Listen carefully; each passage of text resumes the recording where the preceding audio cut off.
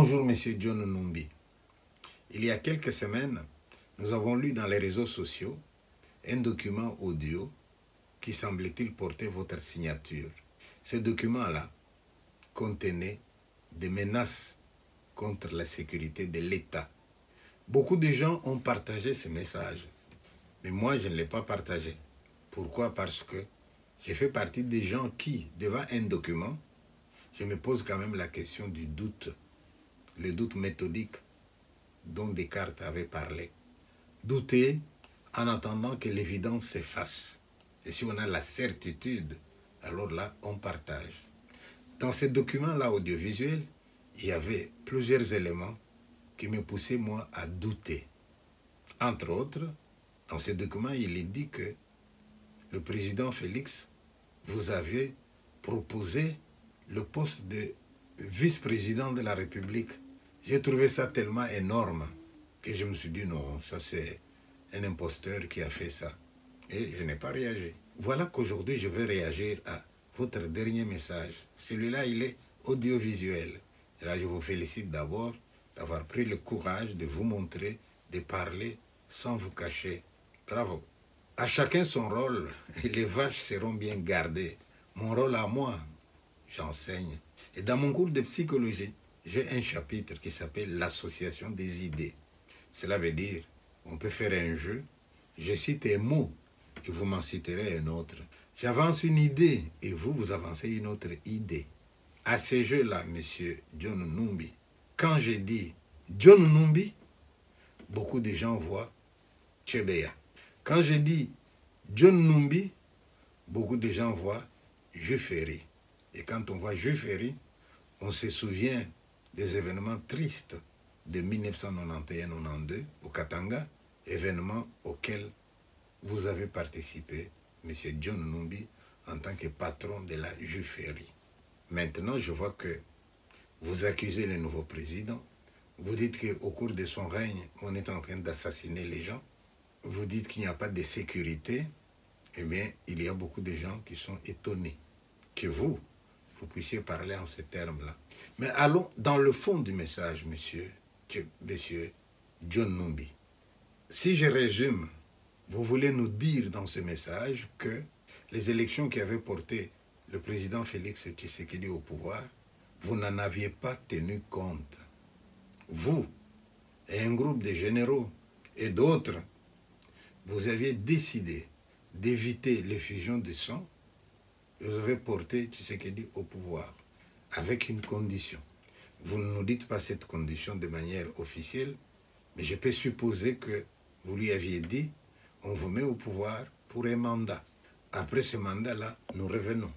Et là, vous constatez que lui ne respecte plus ces deals-là. Lui, il dit à la population, nous allons aux élections. Et là, ça vous dérange. Et là, de nouveau, vous menacez. Mais monsieur, ce pays-là n'appartient pas qu'aux généraux. Ce pays-là n'appartient pas qu'aux gens qui ont eu le pouvoir. Ce pays-là, il appartient aussi à la majorité silencieuse. Que croyez-vous que la majorité silencieuse retient de votre message? Où on sent des menaces à peine voilées. Monsieur John Numbi, la vie sur terre n'est qu'un passage. Chacun de nous aura son heure. Mais lorsque cette heure-là va s'approcher, chacun de nous va regarder dans son rétroviseur et nous allons voir notre vie, comment nous l'avons vécue. Nous allons voir nos souvenirs. Je vous conseille, M. John Numbi, il en est encore grand temps. Faites en sorte d'être parmi les gens qui, au soir de leur vie, quand ils regardent derrière eux, ils voient de belles pages. Qu'est-ce que j'appelle belles pages? J'ai vu que vous avez une grande ferme du côté à Lubumbashi. Donnez du travail aux gens dans cette ferme-là. Donnez à manger à la population. De là où vous êtes, œuvrez pour la paix. Parce que le pouvoir, c'est rien. Même les gens qui ont le pouvoir, tôt ou tard, ils perdent le pouvoir. Et nous allons de l'autre côté. Quand vous étiez patron de la Juiferi, vous aviez quand même un grand chef qui était de l'Uferi. Mais le chef de l'Uferi, Dieu l'a déjà appelé, qu'il repose en paix. Suivez son exemple. Dans les derniers moments de sa vie, Il a fait mea culpa. Il a cherché à se réconcilier les gens pour partir le cœur léger. Alors, je vais conclure, M. John Numbi. Faites en sorte que, à l'avenir, si on cite votre nom, qu'on l'associe à la paix, qu'on l'associe à l'amour du prochain, qu'on l'associe au bien que l'on peut faire autour de soi. Mais menacer comme vous menacez là, je ne suis pas sûr qu'ils sont nombreux ceux qui vous suivent. Je suis en train de publier une bande dessinée qui aura pour titre Les reflets du Katanga. Comme ça, nous n'oublions pas l'histoire. Et la force de cette bande dessinée, qui est sous presse en ce moment, c'est qu'elle est faite par 2 personnes. Votre serviteur, j'ai été le scénariste, mais le dessinateur, c'est un Katangais. Comme ça, on ne m'accusera pas d'exagérer. Moi, je ne fais que donner les textes. Mais celui qui dessine, il dessine les scènes qu'il a vues. À Kolwezi, à Likasi, à Lubumbashi.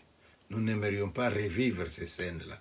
Alors, de grâce, M. John Numbi, arrêtez de menacer, arrêtez de faire comme si le destin du Congo, c'est vous qui l'avez. Je vous remercie, M. Numbi. J'espère qu'un jour, à Lubumbashi, on pourra se dire bonjour.